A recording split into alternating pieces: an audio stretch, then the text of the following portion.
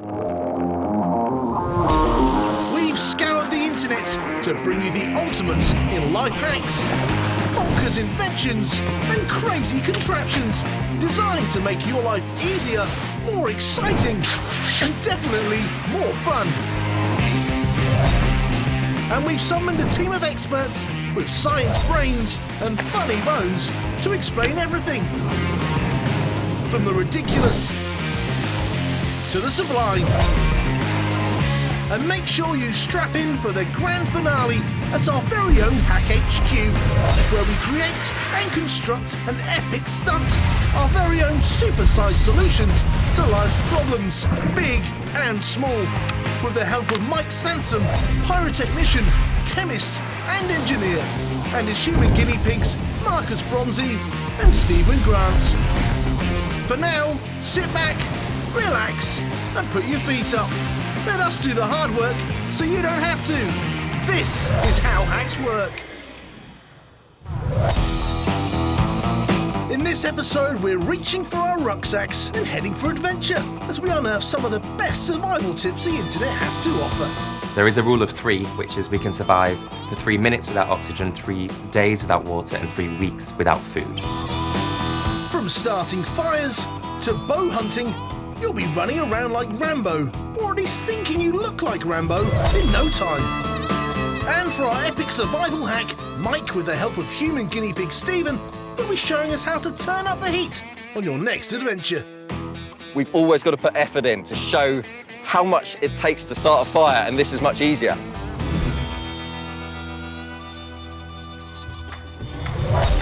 Finding food is key to surviving in the wild. But anyway, rather than listen to me droning on, let's meet a man who brings a whole new meaning to fly fishing. Oh my gosh. Holy cows. I absolutely love this clip, mainly because of the guy catching the fish, but also because the science involved is quite interesting. I can't believe he brought in that giant fish with that tiny little drone. Fantastic. Holy crab apples. This is absolutely my favourite clip, purely on the joy in that man's heart when he realised he'd caught a fish. Oh my gosh! Marion! It's always a good sign when the guy giving the demonstration of his invention is visibly shocked that it worked. I was impressed with it. I did think actually that's a good way of getting, because if you're casting a line out from the beach, there's only so far you can get, but you go with the drone, you can get a lot further. Marion! Marion! I can't believe she missed it! Come here! Big fish, tiny drone. How does that work? You'd have thought you need a giant drone, but the reality is, you're not actually trying to lift the fish up vertically, which is what you might really think about a drone. You're trying to move it horizontally, so you've cut down the force required by a huge amount. So in reality, if you wanted to pull in a small whale, it's not out of the question. It's just you might have to wait a really, really long time to get it to the shore. So a drone could do it if you're a very skilled drone operator and a fisherman. How he caught it before dragging in the fish, I have no idea. Didn't think anything was going to work, let alone a fish. This is the biggest fish of my life. Oh, and it's off. This one definitely raises the sport of fishing to new heights. A sure hit. Unless you're a fish, obviously. No modern survivalist leaves a house without their phone these days. They're loaded with maps, information, radio contact, and survival gizmos to rescue you from any sticky patch. Of course, if you don't charge them, you may as well be carrying around a very small, very expensive brick. This next hack helped turn your humble watch into a life-saving directional device. Of course, I'm indoors, so that makes the sun thing trickier. Surely this is only a useful way of finding your way if you're aiming for either the Arctic or the Antarctic. I like to get out to the Antarctic at least twice a year, actually, Laura. So when we're in the northern hemisphere, the sun is always pointing south at the middle of the day.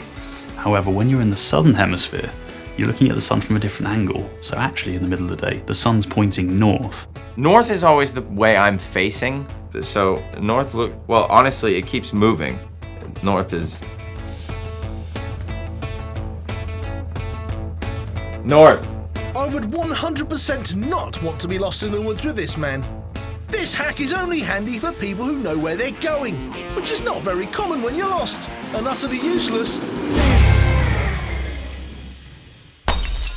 But how do we know which of these hacks are really worth your time and effort? Over at Hack HQ, Mike and his trusty and very trusting guinea pig Stephen are going to be using all their survival instincts to show us some epic hack work. I just hope Stephen actually survives. Making fire is Survival 101, and at our very own Hack HQ, Mike has a few tricks up his sleeve to help turn up the temperature around your campfire. Over to you, Mr. Firestarter. Right, we're going to make some fire. And I've made a pump drill to do this. See, I looked at you and I heard you say the word pump drill and I got excited and I looked down and I saw that. What is that? Right, let me show you, okay? That's the hole we're going to start with. Now this is called a pump drill. Right. And it basically drills when you pump it. Oh, that's why they call it a pump drill. So this makes fire how? Come round here. Right. Grab hold of this. Yep. Not this, no this. This? Yep. Yep. I'm going to twist this.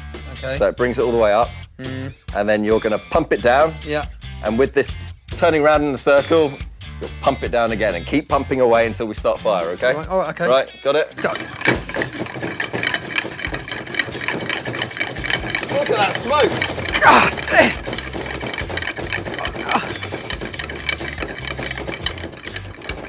Like, the only time I ever do this motion is with a coffee percolator, and I push it down once, Right. and then I go and have a coffee. All right.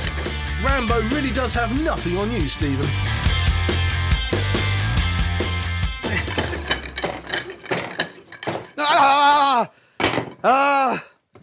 Mike, Yeah. please make it stop. I think you just gave up too soon, to be honest. Anyway, I've got some much better things to show you, so... What, so we're not going to make fire anymore? No, we'll make fire, but I've got some much easier things. Easier? Oh, yeah. Now was the time. Look, come with me, I'll show you. Coming! We'll return to our very own Hack HQ cavemen later in the show. So far, we've shown you how to catch your lunch. Marion! And how not to get lost if it all goes south. North. But still to come, we've got a swinging rope hack and some hunger and thirst busting hacks to send your way. Food, drink, rope. Honestly, what more do you need? Water. Pure, life-giving, crystal clear, heavenly water. Except when it's all dirty, then it's horrible. But this hack will help you turn the filthiest water back into a life-saving tipple. And it's all thanks to evaporation. When the sun's rays hit the water, they transform the surface layer into a gas, which rises up into the top bottle before condensing back into water. This clean water then collects in the top bottle and voila, a refreshing drink. This water might look quite clean because actually everything that was visually dirty about the water will have been left behind when the water was evaporated. However, bacteria are so small that they will actually get carried in the small droplets of water into the top bottle. So even clear water isn't quite as transparent as we thought. Honestly, can you trust anything in this world? I would drink the dirty water and just let nature take its course. Ah! That's hydration. No, Russell, that's desperation. There is a rule of 3, which is we can survive for 3 minutes without oxygen, 3 days without water, and 3 weeks without food. It's really important you don't get those mixed up. With no water, you soon become dehydrated. This can make you feel really tired, but that's not all. It can also give you a headache because your brain temporarily shrinks and physically pulls away from your skull. You also stop producing saliva, and this can give you really bad breath. With less water in your blood pressure drops, so your heart tries to boost it by pumping faster and faster. And, bringing up the rear, dehydration can cause toilet troubles, such as dark urine and even constipation. I'd 100% drink that water, yeah. I'm quite lax about water and stuff. I just assume it'll probably be all right, which is an error because I have irritable bowel syndrome. Yes, Laura, a huge error. There is no way a hack that literally stops you from dying is not going to be a hit. Ask any survivalist and he'll tell you he doesn't go anywhere without a good rope. But if you're in a rush for some rope, here's how to make one and save the planet at the same time. What are you going to do with that? You can't tie that in a knot. That's going to cut your fingers to ribbons. I don't know if this man has used rope before or is familiar with the concept of rope. This isn't rope. It struck me that this is a very eco-friendly way of binding the wrists or ankles of a hostage. It sounds like this rope isn't up to much, unless you're an eco-friendly kidnapper. Is plastic really the way to go, though? I don't really understand this hack. I think it's a great way to take off a thumb, but I think there's lots of fibres in nature, bits of plant and things that make a much better rope. This rope hack really does leave me hanging, I'm afraid. A huge miss. There's nothing more embarrassing than dying of hunger in the wilderness because you've forgotten your tin opener. Luckily, someone's come up with a solution to avoid this embarrassment. What he's doing is putting a lot of force on the top lip of the can, and he's bending it backwards and forwards. Some metals, if you flex them a lot, they become stiffer over time, something called work hardening, and that causes the can to ultimately break open. You just need to put a lot of energy in. This one I think is a strong life hack. This is great. However, the noise of that can going back and forward on the rock. You could join in a German industrial band. You know?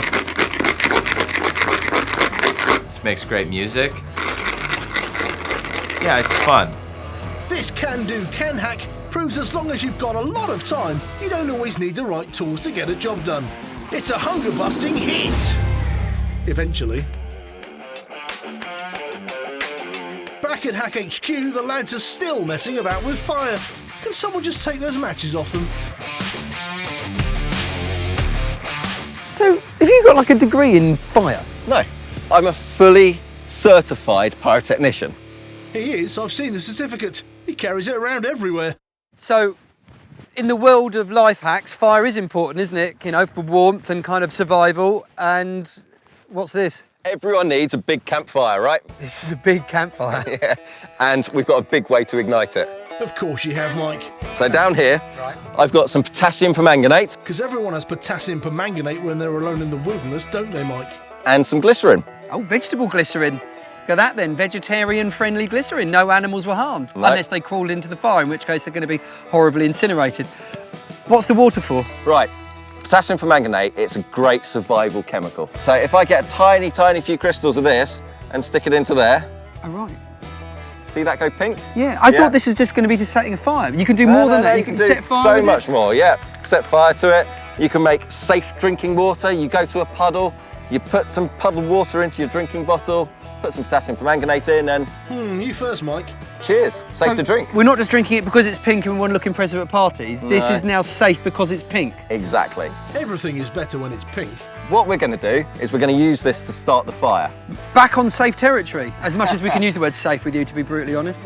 Right, I'm going to dump all of this around the fire here. Look at that. There we go. And what's the glycerin doing right Well, now the then? glycerin is the reducing agent. So this is acting as the fuel Okay. for the potassium permanganate. I suggest we take a little step back. Really? You probably don't want to be downwind of it. If Mike says take a step back, I'd take about 10 steps back, Stephen. Now we've mixed the potassium permanganate and glycerin together, it then forms quite, look, see? Ah, I see. Up until then, it just looked like a crap sticky Yeah, look toffee at pudding. that guy. Not sure what puddings you grew up on, Stephen. Wow. That's a pretty good way of starting a fire, right? Yeah. Pretty explosive way. I'm stepping back a bit more. That looks like lava. Okay, that's actually really quite hot. It's really hot. isn't That it? is really hot. I'm not sure, but I think that might be a bit hot. We've shown you the essential survival skills of not dehydrating to death, eating food for energy, and making a plastic rope out of a drinks bottle. But still to come, we've got some more survival tips, including one that's even more life and death than food or water. Yes, that's right, how to charge your phone in the wild. Before that though, here's one I know you've all been waiting for, how to make a cool bow and arrow. PVC, pretty vital contraption, a bow and arrow made out of PVC pipe, perfect for hunting. Enough questions, let's get some answers. My immediate thought with this clip is weapons are cool. We'd like to point out here that George's views do not reflect those of how hacks work, its production company or broadcaster. Now, PVC is a great material for making something that you want to be strong and flexible. PVC is quite rigid in its normal form, but also when you bend it, it really wants to spring back. It has an elastic restoring force.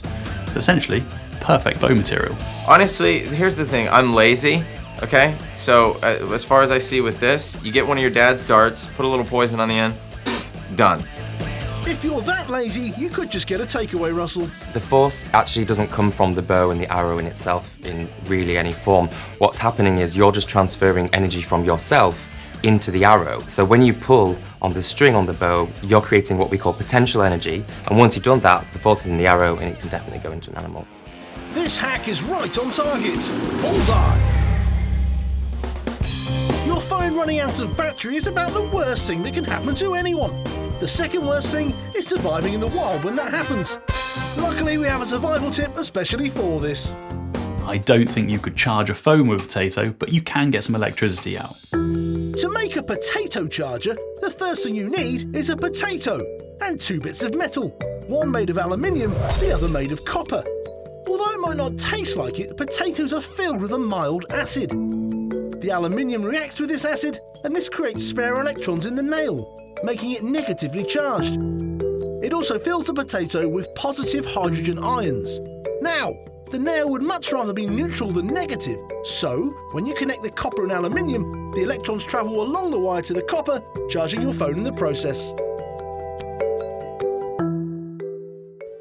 Now the problem is, in a potato, you get very little flow of electricity, very small current.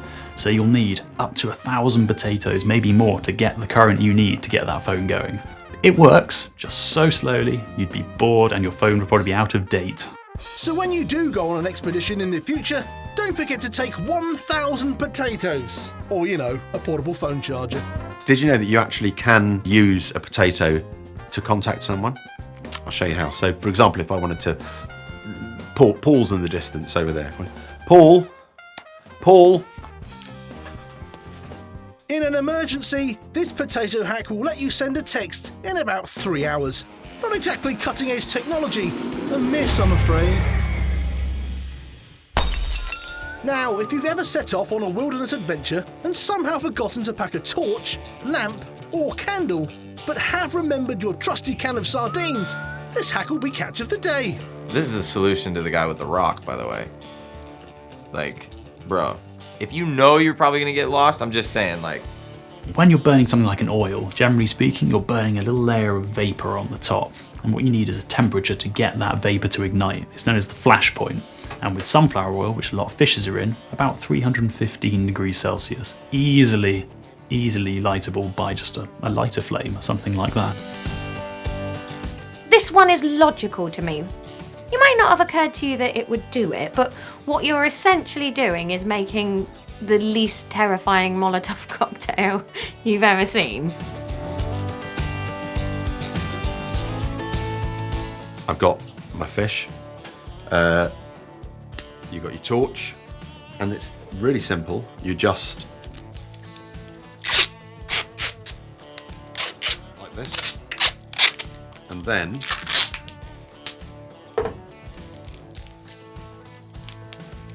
there you go. I do like this hack. I mean, at the end of the day, if you do have a can with some oil in and some food, you want the food, but you may as well use the oil as well, so why not? I wouldn't eat the candle afterward. I do eat regular candles afterward, though. You can't resist it. They smell so good. Vanilla bean? This fabulously fishy hack gives you a light bite. Literally, a bright, shining hit. From sardines to jeans now, as we show you how stripping off could save your life. All you have to do is tie the legs together into a square knot. Next, swing them over your head, catching as much air as possible before bringing them back down into the water. This technique is so effective that it's taught to all Marines. It's even been used to stay afloat in the Pacific Ocean for 36 hours. Having to lose your trousers is a small price to pay for surviving at sea. A life-saving hack hit. The countdown is over and the fuses are lit. There's no cannon too big, no dynamite too strong for Mike to handle. And with his trusty guinea pig Stephen, he'll try anything, so you don't have to. And after all those death-defying survival skills, I think we need to change down a gear. Unfortunately for Stephen though, that's going to involve Mike using chemicals to start fires. Now, you've given me these, which worries me because whenever you hand me stuff, it normally means that you're slightly worried I might get hurt. And the fact that you're worried means it's very likely I will get hurt. What is this? I would put on the safety glasses first of all, Right, okay.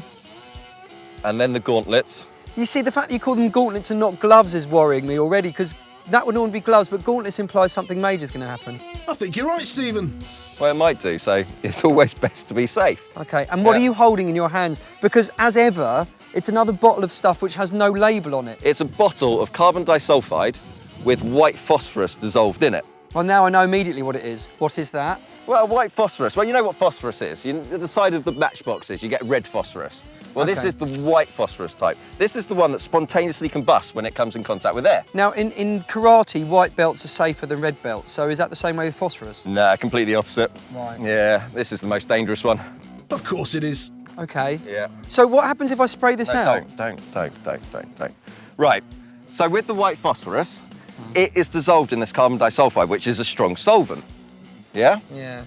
When I spray it, the solvent is going to slowly evaporate away, leaving tiny, tiny particles of white phosphorus, which, because they're so tiny, it's then going to spontaneously combust. Okay, what are we going to set fire to? Well, this lovely sign. So let's walk over here. All right. I'm going to turn this onto the on position. You know when I said carbon disulfide is a strong solvent? Yeah. It's actually dissolved the inside of my trigger. So I think the best thing to do is just pour it on. Pity you don't have a handy hack to make a new trigger, hey? So now it's a waiting game. We wait for that carbon disulfide to evaporate away. There we go. There we go, there's a little bit. That's pretty cool, right? No, it's brilliant. It was much easier than the pump drill. Yeah, no, I like that idea. Which Yeah. does beg the question, why didn't we do that to start with? We've always got to put effort in to show how much it takes to start a fire, and this is much easier. Yep, or again, just use a lighter. Not quite as dangerous though, I suppose.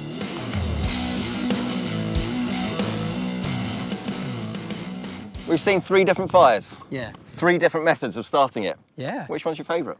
This was brilliant. Yeah. That's a proper fire because we are having marshmallows. Which is the only way to judge fires in my experience.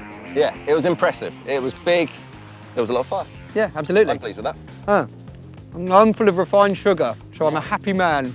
Hooray. I think we can all agree every survival expert should have potassium permanganate in their kit. Yeah. I'll never leave home without mine. And refined sugar. Yeah. Our survival episode has sadly burned out for now, so all that remains is for you to grab a can of sardines, a shredded plastic bottle, take your trousers off and head on out. See you next time!